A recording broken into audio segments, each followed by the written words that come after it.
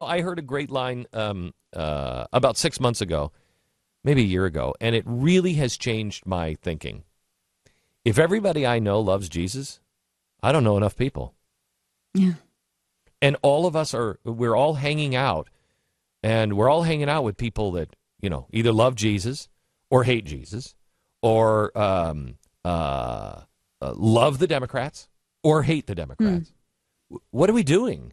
I went on vacation, and I was up in Nantucket. I was staying at a friend's house, and I go up there, and I've been up there 5 years ago, and I've also been to Martha's Vineyard about 5 or 10 years ago, and now it's really different. Now Nantucket is becoming this conservative island, and Martha's Vineyard is the Democrats' island. Really? And he's like, what the hell is what? Now, there are conservatives on both islands, and there are... but Nantucket... But Nantucket is becoming this much more conservative. That's where the conservatives live. And Martha's Vineyard is where the Democrats live. And but there's definite separation. Yes. What are you doing?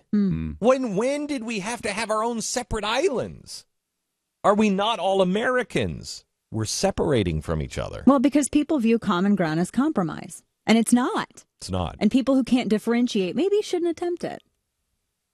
They're two completely different things. I don't know. When I look at, you mentioned ISIS, and when I look at the situation with ISIS, I look at an entity that hates us, and we have no idea how to go about combating it because we're having a crisis here at home. It's a moral crisis. It's a moral failing. And you can authorize military action, and you can send special ops in, and you can do whatever needs to be done to eradicate it. But you're just taking care of a symptom. This is more than just a symptom, because this continues to spring up over and over and over again. How long has this been happening? It's been ISIS, it's been Al-Qaeda, it's been Taliban, it's been Hezbollah. It's the same thing over and over and over again, but with a different name. So let me ask you this, because this is the thing that I was talking to Michelle Bachmann on.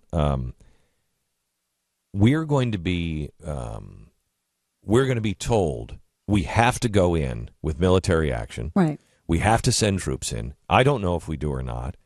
I know that this is fascism, and they have a global destination. And so it looks very much like communism or Nazism or whatever ism it is. This is the same kind of fascism that we defeated in World War II, and you do have to pay attention to it.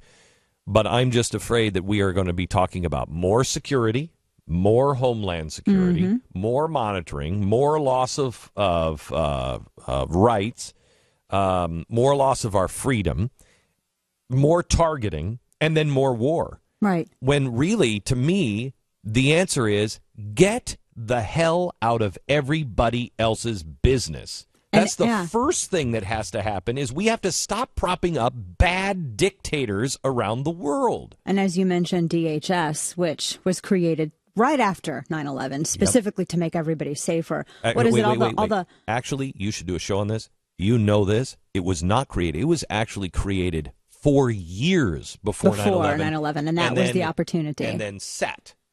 Well, that would explain it, because all of the flight schools, there's still so many of them. What is it, like 90 some odd? I think it's even more than that, unaccredited still. So people can still come in to these unaccredited flight schools. You have the news the other day of 6,000 people here on student visas. That's how 9/11 began. It began as an immigration issue. Right. And here we have it all over again. The very entities that have been depriving us of right and reducing us of right, they haven't done what they've been set out to do, what they were established to do.